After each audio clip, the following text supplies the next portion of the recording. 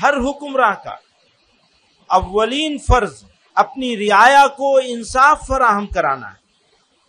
मुल्क में अमन व अमान का क़याम और जराइम से पाक मुआशरे की तश्कील इंसाफ के बगैर हो नहीं सकती, हो ही नहीं सकती। लेकिन अफसोस के साथ ये कहना पड़ता है कि गुज़िश्ता कुछ अरसे से बिलखुसूस बाबरी मस्जिद, तलाक़ सलासा जैसे बहुत से मसलों पर फैसले के बाद ये तासुर आम हो रहा है कि अदालतें हुकूमतों के दबाव में काम कर रही हैं।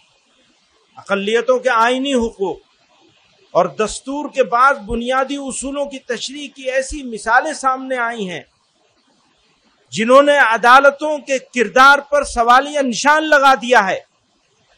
मौजूदा वक्त में इबादत गाह एक्ट को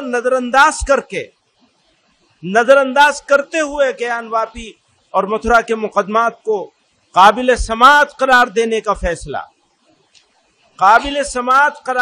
का फैसला भी उसकी एक वाज़ेह मिसाल है। याद रखिए, सुप्रीम कोर्ट उस वक्त तक ही सुप्रीम कहलाने का मुस्तहिक है जब तक आईन की पाबंदी करे। महमूद मदनी द्वारा जिस तरह से भारतीय न्यायपालिका पर आरोप लगाया जा रहा है वो पूर्णतः निंदनीय है।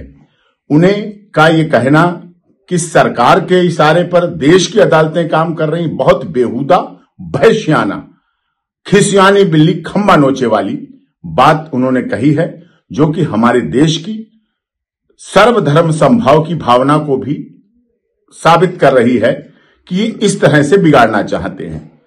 हमारी अदालतें निष्पक्ष हैं, निर्भीक हैं, निडर हैं, चाहे निचली अदालत ट्रायल कोर्ट से लेकर सुप्रीम कोर्ट तक। और उन पर ऐसे आरोप लगाना, ये तो वही बात हो गई जब उनकी बेल हो जाए तो सत्यमेव जयते, और उसके बाद ना हो जब उनके लोग आतंकवाद में पकड़े जाएं, जब डॉक्टर आतंकवादी बने, प्रोफेसर आतंकवादी बने, इंजीनियर आतंकवादी बने, जो इनके जुड़े हुए लोग आतंकवादी सिद्ध हो जाएं, तब उन्हें लगता है अदालतें जब पुलिस कस्टडी पे भेजें, रिमांड पर भेजें, एनआईए काम करे, तब इन्हें लगता है कि अदालतें सरकार के इशारे पे काम कर रही हैं। इसकी पूरी भर्त्सना है और ये कंटेम्प्ट ऑफ कोर्ट भी है। हमारे देश की अदालतों की अवमानना है, उनके आदर्शों की, उनकी न्यायप्रियता की, उनकी लोकप्रियता की, उनकी निष्पक्षता की भी आरोप लगाना है। ये भी देशद्रोह की तरह है।